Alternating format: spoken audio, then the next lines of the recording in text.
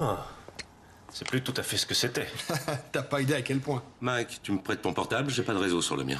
Il ne marche pas, le fixe, ou quoi? Je préfère les textos. Désolé, il est dans mon par-dessus. Tenez, prenez donc le mien.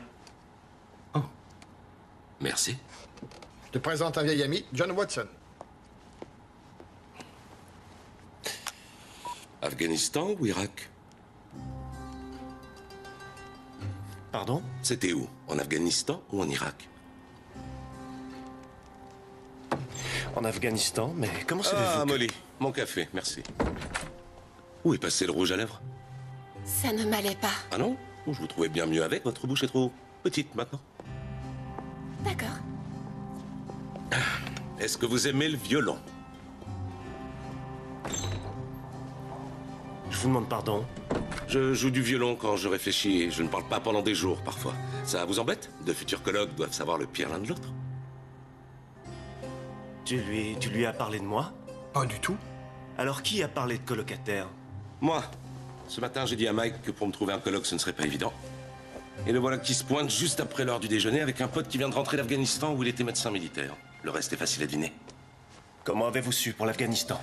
J'ai repéré un beau petit appart dans le centre de Londres. À nous deux, on devrait pouvoir se l'offrir. On se retrouve demain soir à 19h. Désolé, faut que j'y aille. Je crois bien que j'ai oublié ma cravache à la morgue. Et c'est tout? C'est tout quoi? On vient de se rencontrer et on va visiter un appart? Y a un souci? Nous ne savons rien l'un de l'autre. Je ne sais pas où vous retrouvez, ni votre nom. Je sais que vous êtes un médecin militaire blessé en Afghanistan, que vous avez un frère qui s'inquiète pour vous, mais vous refusez de lui demander de l'aide parce que vous le désapprouvez, peut-être à cause de son alcoolisme, mais plus vraisemblablement parce qu'il a abandonné sa femme. Je sais aussi que votre psy croit que votre problème de claudication est psychosomatique, et elle n'a pas tort. Ça devrait suffire pour l'instant, vous ne croyez pas? Je m'appelle Sherlock Holmes, et l'adresse est 221B Baker Street. Bonne journée! Oui, il est toujours comme ça.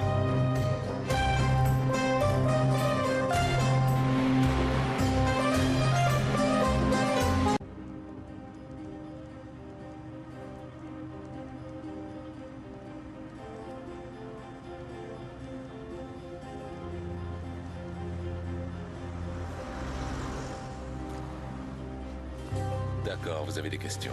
Oui, on va où? Sur les lieux du crime, autre chose? Qui êtes-vous et que faites-vous? À votre avis? Je dirais que vous êtes détective privé. Mais Mais la police n'emploie pas de détective privé. je suis un détective consultant. Et le seul au monde, j'ai inventé la fonction. Quelle fonction? Eh bien, quand la police est larguée, ce qui est à peu près toujours le cas, elle m'appelle. La police ne consulte pas d'amateurs. Quand je vous ai vu pour la première fois hier, j'ai dit Afghanistan ou Irak. Et je vous ai surpris. Oui, comment le savez-vous? Je ne savais pas, j'ai vu. Votre coupe de cheveux et votre maintien dénotent un militaire et votre conversation en entrant dans la pièce C'est plus tout à fait ce que c'était. disait formé à Barts et donc, bien sûr, médecin militaire. Votre visage est bronzé, mais pas votre peau au-dessus des poignets. Vous étiez donc à l'étranger, mais vous n'avez pas pris de bain de soleil. Vous boitez beaucoup en marchant, mais quand vous êtes debout, vous ne demandez pas de chaise, comme si vous aviez oublié votre jambe. Donc c'est en partie psychosomatique. Et les circonstances dans lesquelles vous avez été blessé vous ont traumatisé. Blessé au front donc, blessé au front et bronzé, Afghanistan ou Irak. Vous avez dit que j'avais un psy. Bien sûr que vous avez un psy avec une claudication psychosomatique. Et puis il y a votre frère. Votre portable, il est cher, il a la fonction email et un lecteur MP3. Vous cherchez une coloc, vous n'auriez pas gaspillé d'argent là-dessus, on vous l'a donc offert.